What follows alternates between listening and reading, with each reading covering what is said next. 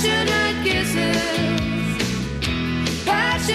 kisses, oh, passionate kisses from you. Hailing from Louisiana in America's South, 62-year-old Lucinda Williams is renowned for her raw musical tales of lost love and heartache. You know, when my husband and I got together, a lot of my fans were wondering if I was still going to be able to write songs, which I found somewhat humorous and ridiculous, you know, because as I tried to explain then, you know, there are other things to write about besides unrequited love. I wanna know the touch of my own skin. People seem to think, you know, you get to a certain age or you get married or you know, you're comfortable, and so now there's nothing to write about. That angst is gone, you know, the youthful angst. And that just hasn't happened with me.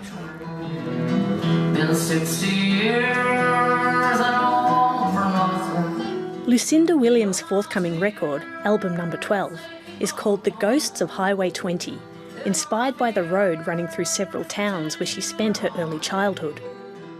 My dad, when I was about 6 years old, he took me in downtown Macon, Georgia, to see this blind preacher street singer by the name of Blind Pearlie Brown.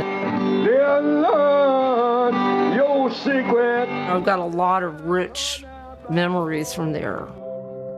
Lucinda Williams is the daughter of acclaimed American poet and professor of English literature, Miller Williams, best known for reading a poem at President Clinton's 1997 inauguration. But where are we going to be? And why? And who? He lost his battle with Alzheimer's in January this year. The thing about Alzheimer's is that it's sort of like all these little small deaths along the way before they actually physically die.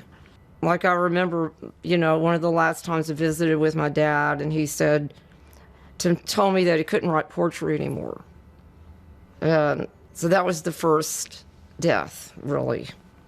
That's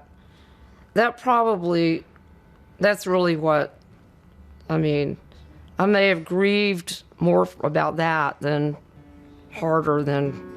because that part of him was gone. Have compassion for everyone you meet. On your last album, you wrote the song Compassion based on some of his poems. What did he teach you about the importance of finding the right words? One of the things he said was never censor yourself as a writer, and, you know, not to be afraid to really dig in and, you know, into the dark, deep spaces and areas that some people are afraid to look at, you know. I wrote this song from Dad's poem called Compassion, and it wasn't easy. He always said, you know, stated that, no, there's a big difference between poetry and songwriting. And I never really realized it before until I tried to take one of his poems and turn it into a song. It was pretty challenging, but I was proud of myself. What did your dad think of Compassion? He heard it the summer before he died on January 1st. I gave a little house concert at their house in Fayetteville, Arkansas. We had my dad read the poem, Compassion. Compassion. Have compassion for everyone you meet, even if they don't want it. What seems conceit, bad manners, or cynicism is always a sign of things no ears have heard, no eyes have seen. You do not know what wars are going on down there where the spirit meets the bone. And then I sang the song.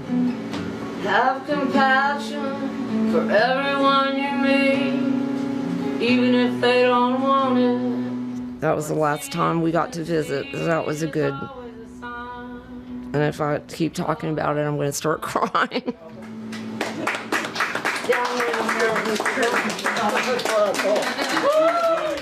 How cathartic is the songwriting process for you? It's cathartic and necessary. Yeah, absolutely. I'm an artist first and foremost, so things are going to go up and down and sideways in whichever way all through life. And, you know, what I do as a songwriter is a constant force in my life, you know, that I'm grateful to have. But you